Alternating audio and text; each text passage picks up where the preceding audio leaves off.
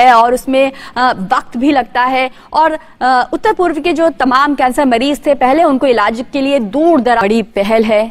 सेहत की दिशा में उत्तर पूर्व के लिए एक बड़ी सौगात है जब कैंसर जैसी बड़ी बीमारी से निपटने के लिए, और इसी संबंध में एक प्रदर्शनी का अवलोकन कर रहे हैं प्रधानमंत्री।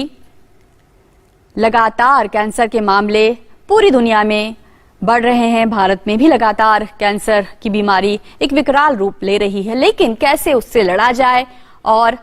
इलाज के लिए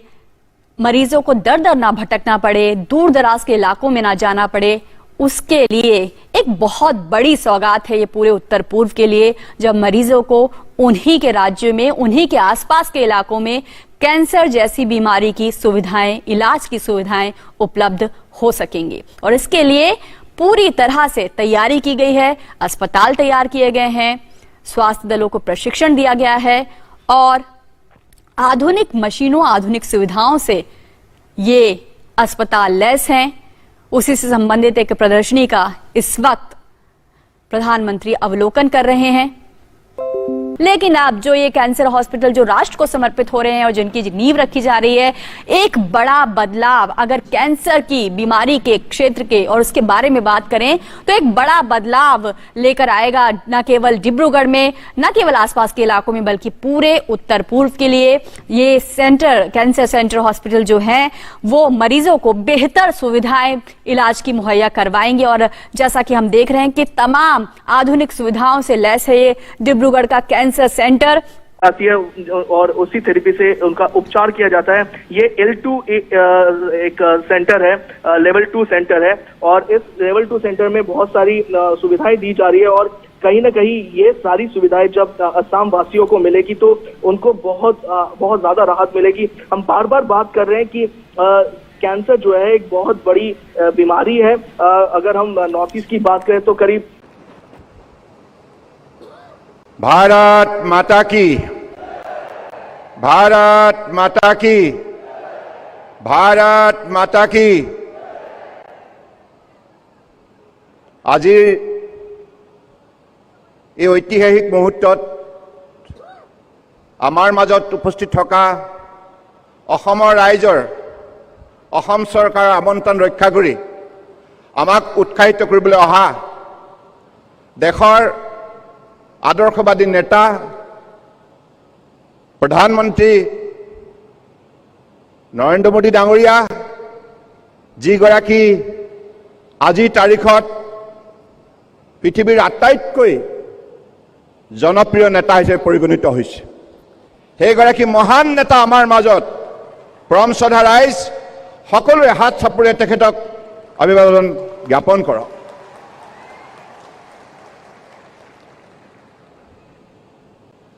আমাৰ মাজত উপস্থিত আছে অসমৰ মাননীয় ৰাজ্যপাল প্ৰফেসৰ জগদীশ মুখী ডাঙৰীয়া, অসমৰ জনপ্ৰিয় কৰ্মদক্ষ মুখ্যমন্ত্ৰী ডক্টৰ হিমন্ত বিশ্ব শৰ্মা ডাঙৰীয়া, ভাৰত চৰকাৰৰ মাননীয় মন্ত্ৰী তথা এই ডিব্ৰুগড় লোকসভা সমষ্টিৰ মাননীয় সাংসদ ৰামেশ্বৰ তেলী ডাঙৰীয়া আৰু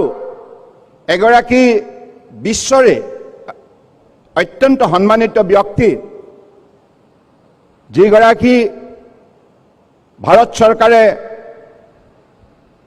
পদ্ম বিভূষণ সন্মান প্ৰদান কৰিছে আৰু যিগৰাকীক অসম চৰকাৰে অসম গৌৰৱ সন্মান প্ৰদান কৰিছে, সেইগৰাকী মহান নেতা আমাৰ সমাজ সেৱাৰ ক্ষেত্ৰত ৰতন টাটা ডাঙৰীয়া, কানেক্ট হৈ থকা পৰম শ্ৰদ্ধাৰ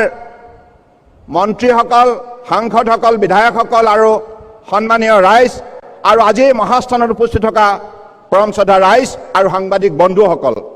জয় জয়তে। আজি এই শুভক্ষণত সমবেত হোৱা আপোনালোক সকলোৰে প্ৰতি মই মোৰ আন্তৰিক ৰঙালী বিহু আৰু অসমীয়া নৱবৰ্ষৰ উলক জনাইছোঁ আৰু সকলোকে শ্ৰদ্ধা জনাইছোঁ। পৰম শ্ৰদ্ধাৰ ৰাইজ, মাননীয় প্ৰধানমন্ত্ৰী নৰেন্দ্ৰ মোদী ডাঙৰীয়াই 2014 চনৰ পৰাই তেখেতে প্ৰধানমন্ত্ৰী দায়িত্ব লৈ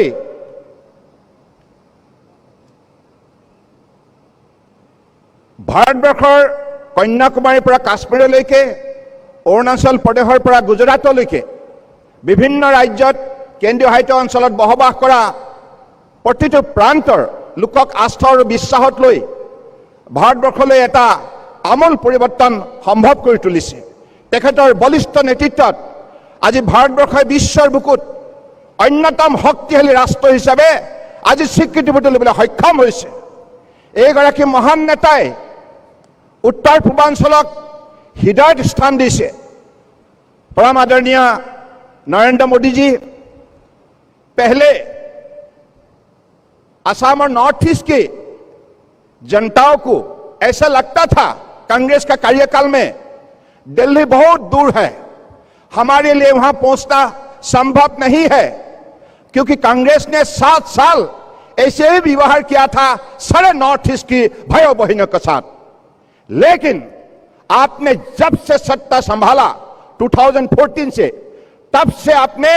नॉर्थ ईस्ट की जनता को अपने दिल में भक्ति भावनाओं से जगा दिया और इसलिए आज नॉर्थ ईस्ट देश के अंदर जाग उठा है। आपने नॉर्थ ईस्ट को इतना बड़ा इज्जत दिया, देश और विदेश की धरती पे जब भी आप उद्बोधन करते थे आपने कहा ये देश का कोई मामूली इलाका नहीं, ये देश का अस्तलक्ष्मी है, देश के विकास के इंजन बन सकता है। इतना बड़ा मान सम्मान आपने नॉर्थ ईस्ट की भाइयों बहनों को दिया, असम की जनताओं को दिया। इसके लिए मैं सारे नॉर्थ ईस्ट की जनताओं की तरफ से, असम की जनताओं की तरफ से आपके चरणों में मैं भक्ति भावना से प्रणाम देता हूं, कृतज्ञता ज्ञापन करता हूं।